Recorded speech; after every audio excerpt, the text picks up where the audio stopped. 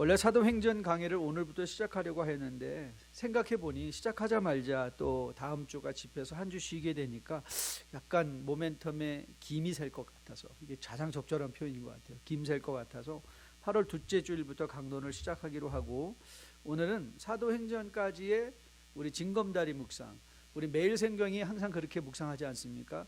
책과 책 사이에 잠깐 쉬어갈 때마다 우리 묵상하는 시편을 묵상하고 있는데요.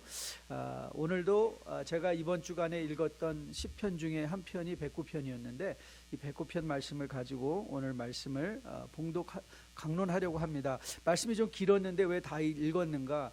사실 설교의 어떤 말보다 성경 말씀이 더 중요하다고 생각되고, 오늘 본문이 우리에게 매우 중요한 소중한 본문이라 생각되어서 우리가 전문을 다 읽었습니다. 그리고 여러분의 입으로 함께 봉독하며 도대체 이 시편의 내용이 무엇인가를 함께 살펴보려고 합니다. 사실은 저도 시편 109편 강론을 준비하면서 좀 뜻밖이었습니다. 왜냐하면 제가 시편 109편을 여러분에게 자주 언급은 하였지만 지난 15년의 설교 목록을 돌아다 보니까 시편 109편을 주일이나 혹은 금요 찬양 예배 시간에 한 번도 전문을 강론한 적이 없다는 것을 알게 되었습니다. 인용은 많이 했는데 왜 한 번도 이거를 강론하지 않았을까? 아마 여러분들이 성경을 봉독하면서 느끼신 분들도 계실 것 같아요. 근데 이 시편 109편은 시편에 등장하는 한 형식 중에 저주시, imprecatory psalms, imprecatory psalm, 이 저주시 중에 가장 대표적인 시입니다. 저주시죠. 그래서 너무도 적나라한 이 시인의 저주 기도를 들으면서 우리는 갑자기 우리의 마음이 이래도 되나? 아니요, 주님은 원수도 사랑하라 하셨는데, 이 말씀이 떠올라서 사실은 이 전문을 읽어가다 보면 아마 여러분들은 읽으면서 좀 마음이 불편하신 분들도 계셨을 것 같아요. 아니, 성도가 이렇게 저주해도 되는 것인가? 도대체 우리는 이 시편을 어떻게 받아들여야 되는가? 시편을 읽어보면 읽어볼수록 참 우리에게 많은 의문이 드는 시편이 아닌가 생각합니다. 아마 저도 그래서 이 전문 강론을 이렇게 미뤘던 것이 아닌가 생각합니다. 하지만 바울이 디모데후서 3장, 여러분 잘 기억하시죠? 우리 스크린으로 보면서 한번 같이 읽어볼까요? 디모데후서 3장 말씀인데요. 자, 우리 같이 한번 읽어보도록 하겠습니다. 시작. 모든 성경은 하나님의 감동으로 된 것으로 교훈과 책망과 바르게 함과 의로 교육하기에 유익하니 이는 하나님의 사람으로 온전하게 하며 모든 선한 일을 행할 능력을 갖추게 하려 함이라. 이 바울의 말을 들으면 시편 109편도 하나님의 감동으로 우리에게 주신 하나님의 말씀이고, 이 말씀을 통해서 우리가 좀 더 온전해지고 그리고 좀 더 선한 일을 행할 능력을 갖추게 하는 말씀인 것을 우리가 이미 알고 있기에, 분명히 이 시편 109편에도 내가 지금은 딱 이해는 하지 못하지만 분명히 하나님의 놀라운 우리로 온전하게 되며 또 선한 일을 행할 능력으로 거듭나게 하실 하나님의 말씀에 교훈이 있다는 것을 우리가 마음에 기억하며 이제 접근하는 것이죠. 자, 그러면 이 말씀의 의미가 뭘까? 자, 이제 한번 소매를 걷어붙이고 시편 109편을 파헤쳐 보도록 하겠습니다.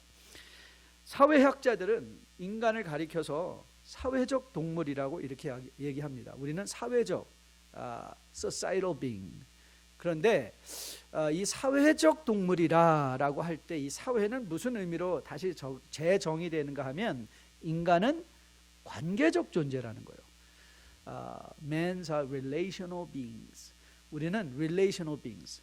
관계 속에서 살아가는 자들이라는 것이죠. 근데 이거는 뭐 너무 당연합니다. 왜냐하면 하나님께서 인간을 지으실 때 하나님의 형상에 따라 we're created in the image of God. 하나님의 형상. 하나님의 형상이라는 게 뭘까? 우리가 뭐 하나님의 코를 닮았나? 하나님의 손을 닮았나? 하나님의 머리를 하나님의 형상은요, 여러분 성경에서 우리가 하나님의 형상을 얘기할 때 가장 중요한 개념은 뭐냐면 삼위일체의 하나님이라는 거예요. 삼위일체 하나님. 즉 다시 말하면 하나님은 삼위가 한 분으로 존재하시는 분. 즉 다시 말하면 삼위일체의 하나님의 의미는 하나님은 존재의 특징상 관계적이시는 분이에요. 관계적이신 분. 삼위가 하나로 완벽한 존재를 이루는 존재. 그래서 관계적인 존재예요. 그래서 우리가 하나님의 형상을 받았다라고 했을 때에 형상에 따라 창조되었다라고 할 때는 우리는 관계적인 존재로 지음을 받았다는 거예요. We are created to relationships. 관계로 우리가 지음을 받은 거예요. 그래서 우리가 우리가 행복을 누린다라고 할 때 이 행복은 혼자 행복할 수 없어요. 행복은 늘 타인과 함께 할 때 행복한 거예요. 타인과 함께 할 때 행복한 것이죠. 그리고 우리는 관계가 아니고는 행복을 논할 수가 없어요.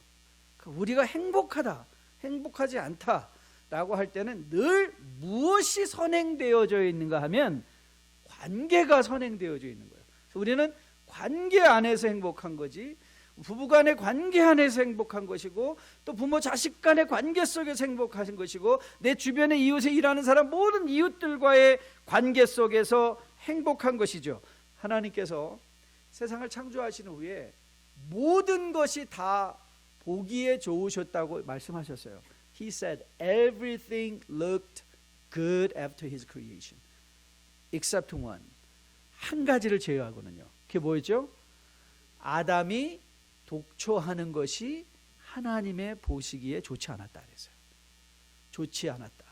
여러분, 이 아담이 독초하는 것이 왜 안 좋았나요? 네, 인간의 존재의 특성상 관계를 전제로 하고 있는데 관계 맺을 대상이 없다는 거예요. 관계 맺을 대상이 없어요.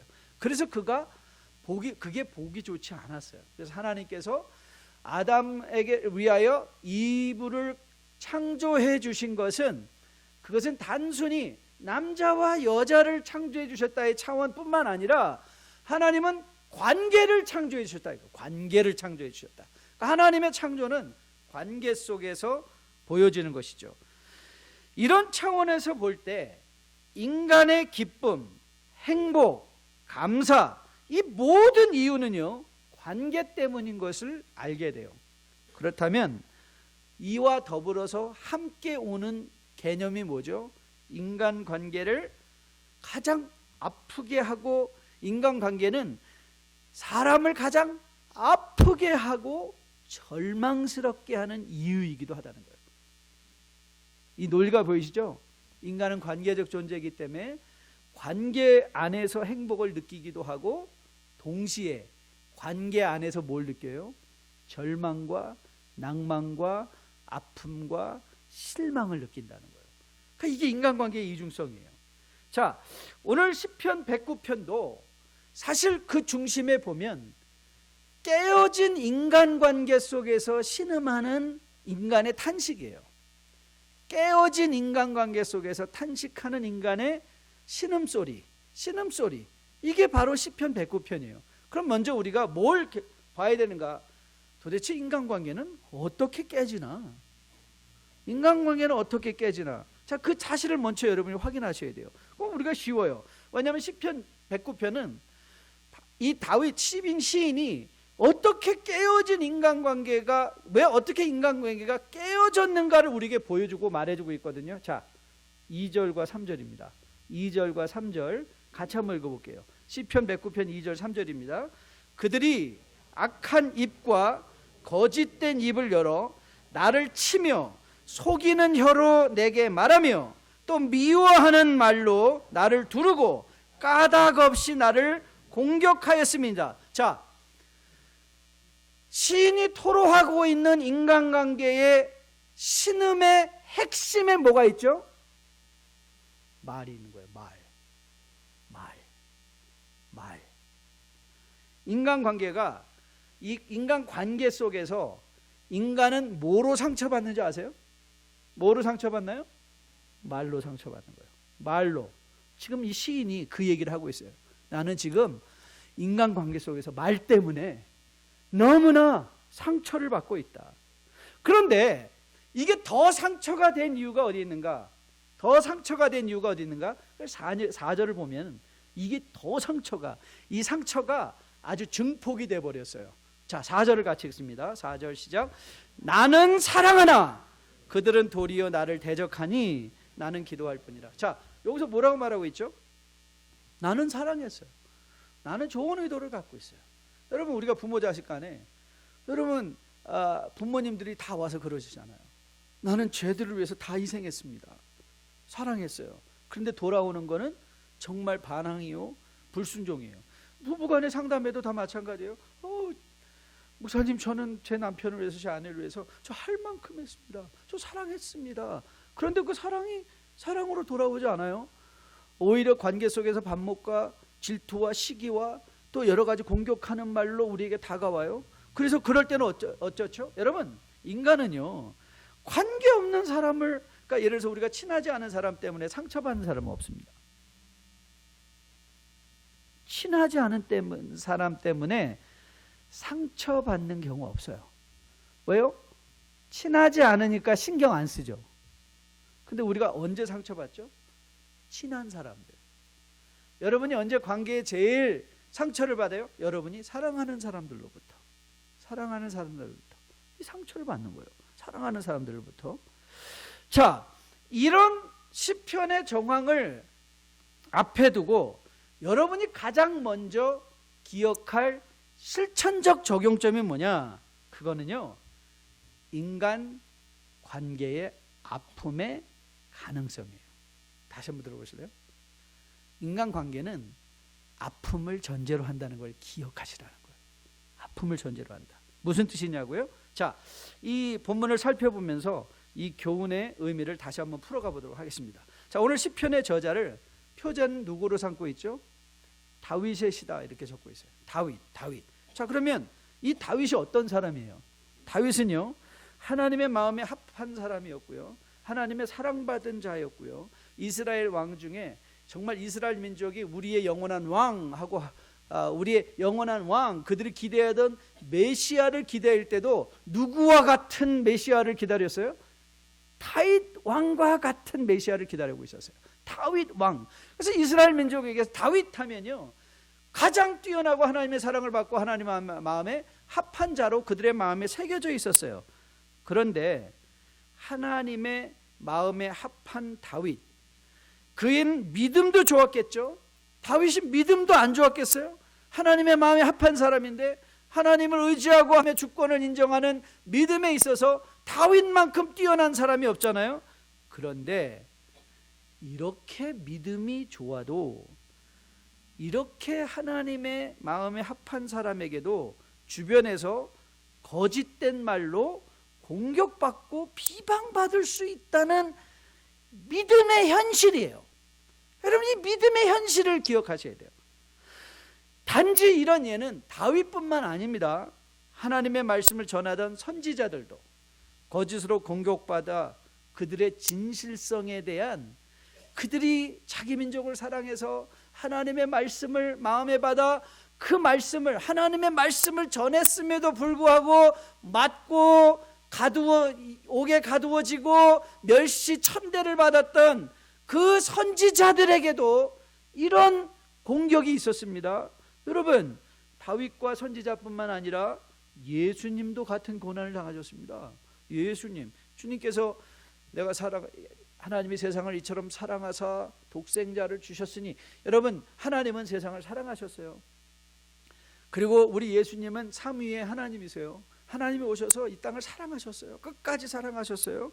요한복음 18장 30절에 이 구절이 등장합니다. 요한복음 13장 30절에 들어보세요. 대답하여 이르되 이 사람이 행악자가 아니었더라면 우리가 당신에게 넘기지 아니하였겠다. 여러분, 이 사람이 누군지 아세요? 네, 예수님이에요. 예수님이에요. 이 예수님을 누구라고 말했어요? 그들이 행악자래요. 사랑하러, 그들을 구원하러 오신 예수님에게도 행악자라고 말했던 것을 우리는 보게 됩니다.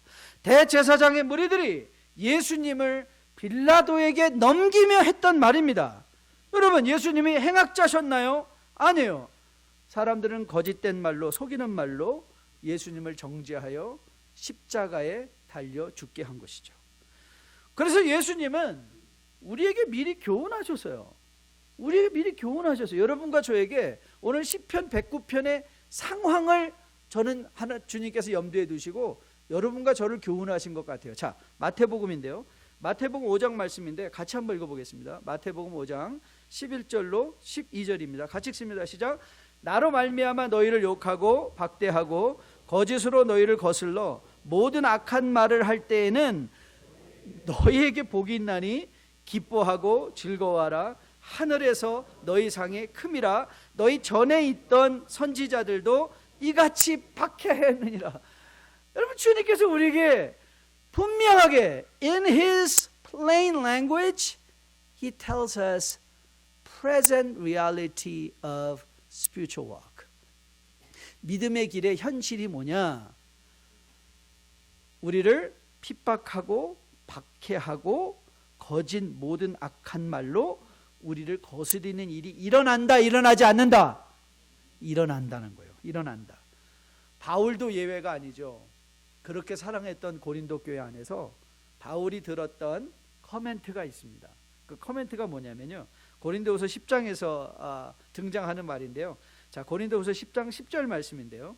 그들의 말이 그 편지들은 무게가 있고 힘이 있으나 그가 몸으로 대할 때는 약하고 그 말도 시원하지 않다 그랬어요.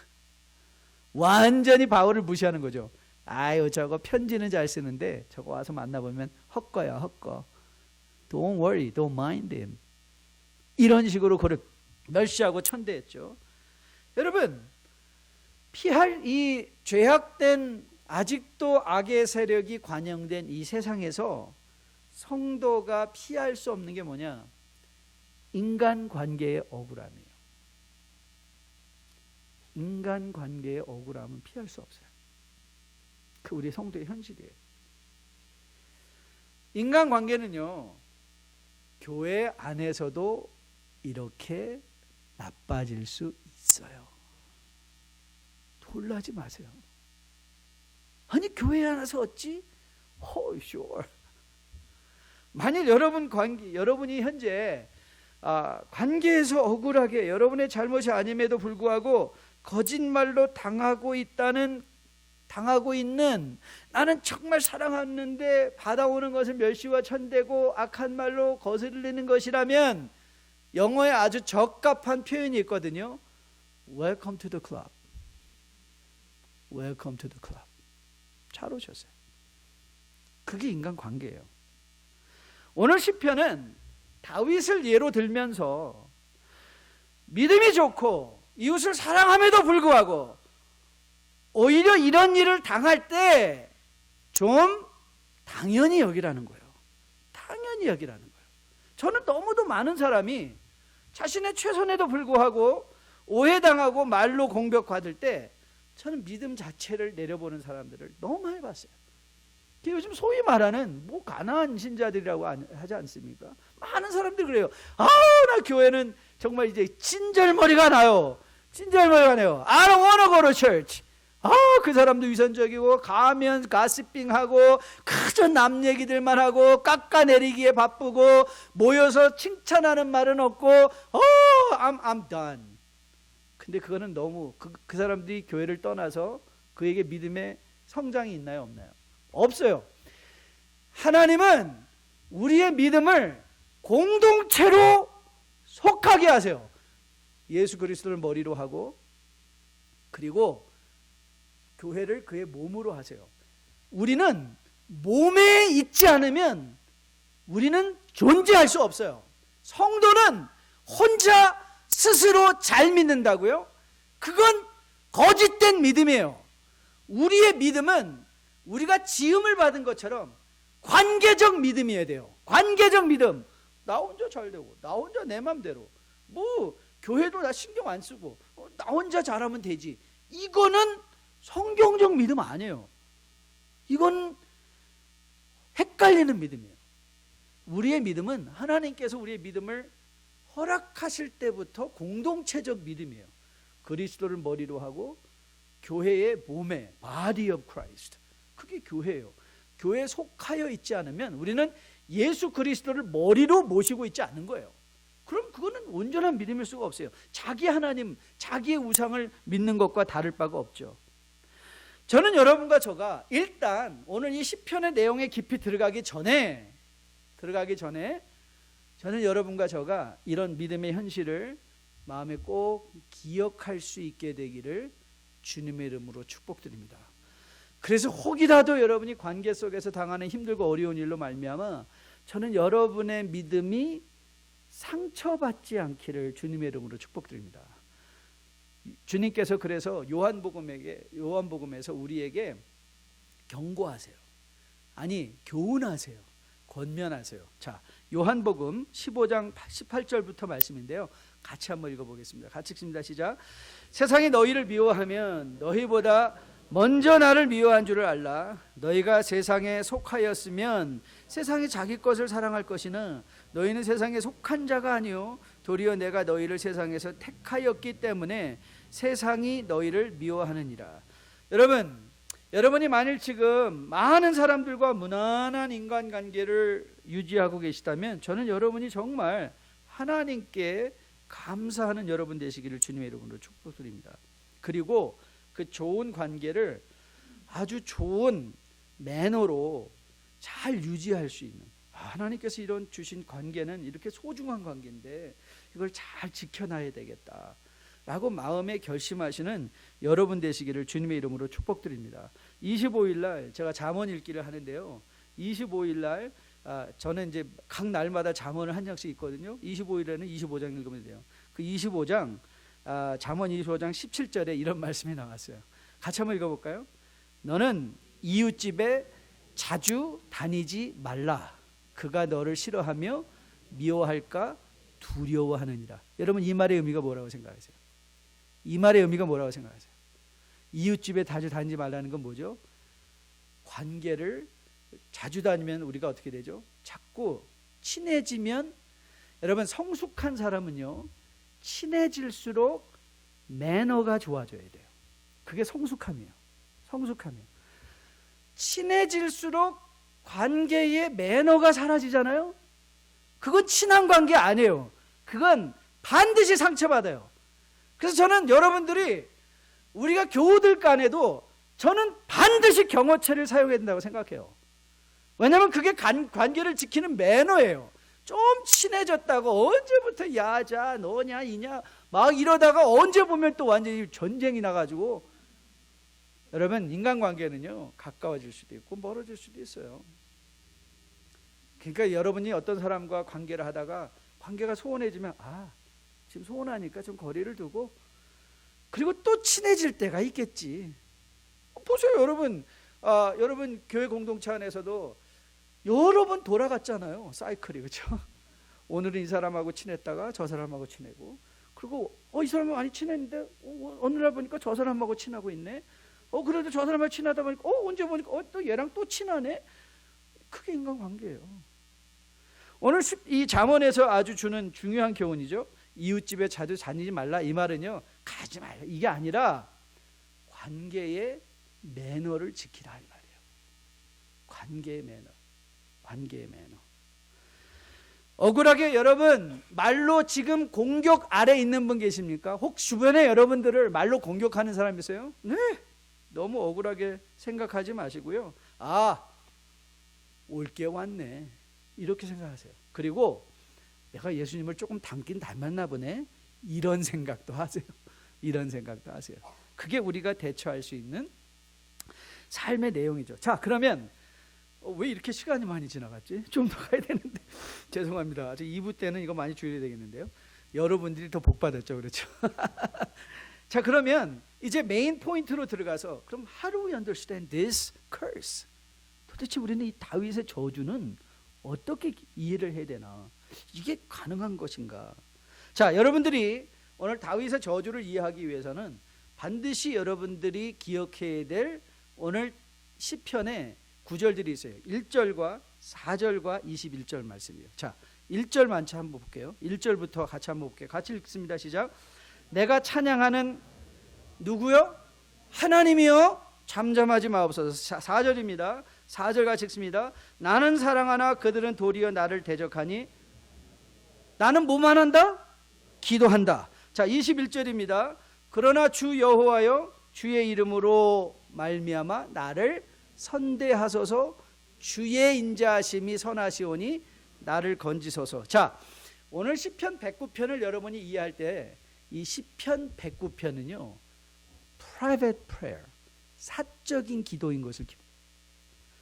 그런데 왜 하나님은 이런 사적인 기도를 이렇게 공개적으로 적어 놓으셨는가? 왜냐고요? 여러분과 저를 위해서, 여러분과 저를 위해서 다윗을 샘플로 삼아 주신 거죠. 다윗의 마음속에 일어나고 있던 것을 여러분과 저로 이런 믿음의 유형도 가능한 거구나 라는 걸 보여주는 거예요. 이렇게 돌이켜보면요, 대부분의 시편의 기자들은요 사적인 기도로 그 다음에 이 사적인 기도들을 보면 우리가 어떻게 기도하고 무엇을 이런 상황 속에서 나는 어떻게 대처해야 하는가를 시편 기자로부터 교훈 받으라는 거예요. 사적인 기도라는 것인데요. 그런데 보세요. 오늘 이 시인이 자신 안에 일어나는 이 저주의 감정들을 어떻게 레귤레이트 하고 있는가, 어떻게 통제하고 있는가. 자, 그가 이렇게 말하지 않았어요? 내가 너한테 당한 만큼 돌려주리라.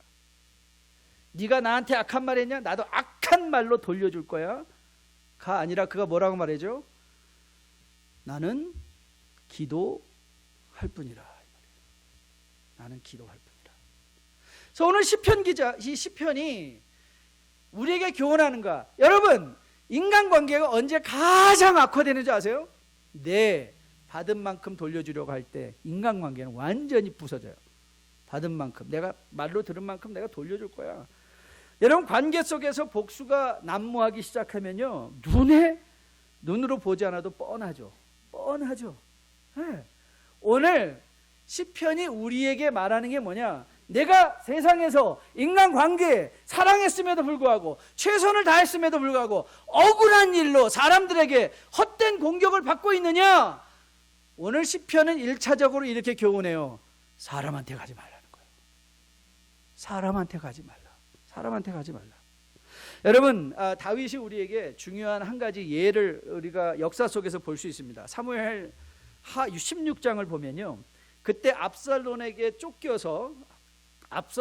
쫓겨서 그가 이제 예루살렘을 도망쳐야 되는 그런 상황이 있었어요. 그때 정황을 이렇게 사무엘 하는 적고 있어요. 다윗 왕이 바후림에 이르매 거기서 사울의 친족 한 사람이 나오니 게라의 아들이요 이름은 시므이라. 그가 나오면서 계속 저주하고 또 다윗과 다윗 왕의 모든 신하들을 향하여 돌을 던지니 그때의 모든 백성과 용사는 다 왕의 좌우에 있었더라. 그리고 그가 이렇게 말했어요. 사울의 족속의 모든 피를 여호와께서 내게 돌리셨더라. 그를 이어서 내가 왕이 되었으나 여호와께서 나라를 내 아들 압살롬에서는 넘기셨도다. 보라, 너는 피를 흘린 자이므로 화를 자초하였느니라. 완전히 다윗의 상처에 소금을 뿌리는 말 아닙니까? 소금을 뿌리고 있었어요. 그러자 옆에 있던 사람이 용감하게 일어났어요. 수루아의 아들 아비사가 왕께 여짜오되 이 죽은 개가 어찌 내 주 왕을 저주하리까? 청하건대 내가 건너가서 그의 머리를 베게 하소서. 자, 아비사는 뭐예요? 내가 나를 힘들게 한 저 인간에게 가서 우리가 머리를 잘라버리십시다. 그때 시편 109편을 알고 있던 그 시편 109편을 기도했던 다윗은 이렇게 말했어요. 자, 이건 같이 한번 읽어볼게요. 사무엘하 16장이에요. 10절부터 같이 읽습니다. 시작. 왕이 이르되 수르야의 아들들아, 내가 너희와 무슨 상관이 있느냐? 그가 저주하는 것은 여호와께서 그에게 다윗을 저주하라 하심이니 내가 어찌 그리하였느냐 할 자가 누구겠느냐 하고, 또 다윗이 아비새와 모든 신하들에게 이르되 내 몸에서 난 아들도 내 생명을 해하려 하거든 하물며 이 베냐민 사람이라 여호와께서 그에게 명령한 것이니 그가 저주하게 버려두라. 혹시 여호와께서 나의 원통함을 감찰하시리니 오늘 그 저주 때문에 여호와께서 선으로 내게 갚아주시리라. 여러분, 이게 뭐예요? 시편 109편이에요. 시편 109편이에요. 가서 시므의 멱살을 잡고 뭐라고? 여러분, 저는 목회 30년의 경험상 인간이 인간을 변화시킬 수 없다는 것을 너무 철저하게 경험했습니다. 사람 변하지 않습니다. 잘 변하지 않습니다. 혹 우리가 그에게 가서 저주하며 같은 말로 싸워서 그 사람이 변하나요? 안 변합니다. 설득당하면요, 그 당시에는 설득당한 것처럼 여겨지지만 마음속에 그 사람은 또 칼날을 갖고 있잖아요. 두고 보자, 다음에는. 저는 그런 분들이 대부분이었습니다. 그런데 인간을 변화시킬 수는 없지만 저는 목회 30년의 경험상 하나님께서 변화시키는 사람들을 수도 없이 많이 봤습니다. 인간은 변화시키지 않지만 하나님은 변화시키십니다. 그렇기에 하나님은 악인을 심판하시고 죄인을 구원하시기 때문에 인간을 변화시킬 수 있어요. 그래서 제자훈련, 여러분 뭐 제자훈련 무슨 과정 1 띄고 제자훈련 2 띄고 3 띄고 뭐 암송구절 갖고, 물론 그 모든 것들이 중요하지만 제자훈련의 핵심은 뭐냐? 인간을 바라보는 눈에서 하나님을 바라보게 하는 거예요. 하나님을 보는 거예요. 하나님. 오늘 시편 109편의 가장 중요한 교훈이 뭔지 아십니까? 네, 다윗이 인간을 보지 않고 하나님을 보고 있다는 거예요. 이 기도는 하나님께 드려지는 기도예요. 바로 이것이 두 번째 중요한 교훈이에요. 다윗이 그의 안에 있던 갈등과 아픔과 저주를 가지고 하나님께 나간 거예요. 하나님께 나간 거예요. 여러분, 오늘 최근에 우리가 묵상을 마친 히브리서 기자의 권면인데요. 자, 히브리서 10장 말씀인데요. 같이 한번 읽어보겠습니다. 10장 19절부터 같이 읽습니다. 시작. 그러므로 형제들아, 우리가 예수의 피를 힘입어 성소에 들어갈 담력을 얻었나니 그 길은 우리를 위하여 휘장 가운데 열어주는 새로운 살 길이요 휘장은 곧 그의 육체니라. 또 하나님의 집 다스리는 큰 제사장이 계심에 우리가 마음을 뿌림을 받아 악한 양심으로 벗어나고 몸은 맑은 물로 씻음을 받았으니 참마음과 온전한 믿음으로 사람한테 가라? 아니에요. 누구한테 가라? 하나님께 가라. 하나님께 가라. 여러분, 주님께서 우리를 위하여 길 되어 주셨다고 요한은 설명했어요. 주님께서 이렇게 말씀하셨죠. 요한복음 14장 6절에 나는 길이요 진리요 생명이니 나로 말미암지 않고는 아버지께로 올 자가 없느니라. 여러분, 우리의 신앙은요 끊임없이 하나님께로 나가는 신앙이에요. 오늘 이 시편에 등장한 이 저주의 기도들이 사람에게 간 것이 아니라 하나님께 갔다는 게 교훈이에요. 그렇기에 시편 109편은 악인에 대한 저주가 핵심 포인트가 아니라 하나님의 의로우신 심판에 대한 간구가 핵심 포인트인 거예요. 그가 하나님께 부르짖고 있었다. 주의 이름으로 말미암아. 여러분, 시인이 자기의 의로움을 내세우지 않습니다. 자기의 의로움이 아니라 주의 이름으로, 주의 의로움으로 말미암아 나를 건져주소서. 나를 건져주소서. 그리고 하나님께 간구하는 거예요. 저는 여러분과 저의 이런 신음과 탄식을 듣고 그 신음과 탄식에 자신의 이름을 걸고 응답하시는 하나님 앞으로 여러분의 모든 삶의 아픔과 삶의 기도를 가지고 나아가시는 여러분과 저 되기를 주님의 이름으로 축복드립니다. 제가 20일 날 읽었던 잠언에 등장한 말씀입니다. 20일 날 잠언 20장 22절인데요. 같이 한번 읽어볼까요? 잠언 20장 22절. 너는 악을 갚겠다 말하지 말고 여호와를 기다리라. 그가 너를 구원하시리라. 누구를 기다리라고요? 사람을 기다리라? 제3자 대면하는 그 사람을 기다리라? 누구를 기다려요? 하나님을 기다리라. 그가 너를 뭐한다? 구원하시리라. 구원하시리라. 저는 여러분과 저가 우리 말로 우리 손으로 복수하는 것이 아니라 하나님의 구원하심, 하나님의 심판하심을 간구할 수 있는 우리 모두가 되기를 주님의 이름으로 축복드립니다. 로마서 12장 19절 말씀입니다. 12장 19절 같이 읽습니다. 시작. 내 사랑하는 자들아, 너희가 친히 원수를 갚지 말고 하나님의 진노하심에 맡기라. 기록되었으되 원수 갚는 것이 내게 있으니 내게 갚으리라 주께서 말씀하시니라. 저는 여러분이 관계 속에서 이런 억울한 상처되는 말로 신음박하고 계시다면 저는 그걸 가지고 사람에게 가서 소소하고 복수하는 것이 아니라 하나님께로 나아가실 수 있는 여러분과 저 되기를 주님의 이름으로 축복드립니다. 마지막 세 번째는요, 중요한 이 시편 109편의 경고적 교훈이 우리에게 있습니다. 자, 이 교훈은 뭐냐면요, 자기 자신을 돌아보라는 거예요. 어떻게 돌아보라면, 혹시 나로 인하여 누군가 시편 109편의 기도를 하고 있지 않을까? 혹시라도 내가 한 말이 그들에게 상처가 되어 누군가 하나님 앞에 나로 인하여 시편 109편의 기도를 올리고 있다면, 여러분 안 두려우세요? 저는 정말 두려운데요. 누군가가 나로 인하여 시편 109편의 기도를 하나님께 올리고 있다면 두렵죠. 여러분, 지난 화요일에, 그리고 화요일 말씀 에스겔 묵상인데요, 에스겔 9장 묵상인데요, 저희가 토요일 날 우리가 함께 나눴어요. 에스겔 9장은요, 이제 파괴 천사를 보내서 이마에 표를 가지고 표를 받은 자들은 살리고 그렇지 않은 사람은 다 죽이라라는 아주 엄청난 심판의 말씀이었어요. 그런데 이 파괴 천사들의 그 심판 소식을 듣고 에스겔이 중보했어요.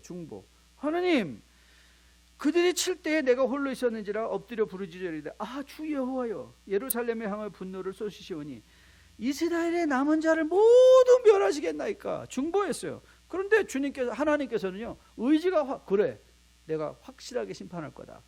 그 심판에 대한 의지가 확고하셨어요. 근데 이마에 표를 받은 자는 건드리지 말라고 그랬어요. 그럼 이마에 표를 받은 자, 이마에 표를 받지 않은 자들의 구분은 뭐였을까? 근데 그것도 말이었어요. 근데 여러분 보세요. 잘 들어보세요. 에스겔서 9장을 보면요, 9장에서 하나님께서 심판받을 자들은 누군가를 이렇게 설명하세요. 잘 보세요. 그가 내게 이르되, 이스라엘과 유다 족속의 죄악이 심히 중하여 그 땅에 피가 가득하며 그 성읍에 불법이 가득 찼나니 이는 그들이 이르기를 여호와께서 이 땅을 버리셨으며 여호와께서 보지 아니하신다. 이게 왜 중요하냐면요, 이거는 무슨 뜻이죠? 죄는 자기들이 져놓고 책임은 누구에게 돌린 거예요? 하나님께 돌린 거예요. 그렇죠? 자기들 다 죄 져놓고 하나님이 우리 버린 거야, 하나님이 우리 보호하지 않는 거야, 하나님 어떻게 이설실 수가 있어? 그런데 하나님은 그게 악이다 이렇게 얘기를 하셨어요. 근데 저는 이거보다 더 중요한 게 뭐냐면, 하나님이 이 말을 듣고 계시다니. 여러분 상상해 보세요. 지금 하나님이 여러분과 저의 말을 듣고 계세요. 여러분이 이웃에게 할 말을 듣고 계세요. 그리고 억울하게 상처받은 이웃들이 하나님께 신원하는 말을 듣고 계세요. 저는 이 한 가지 생각만으로도 우리의 말이 충분히 절제될 수 있다고 생각해요. 하나님이 내 말을 들으신다. 하나님이 내 말을 들으신다. 여러분, 그래서 고린도후서에서 성도가 부르심을 받고 있는 믿음의 싸움을 잘 보여주세요. 믿음의 싸움. 믿음의 싸움이 뭐냐?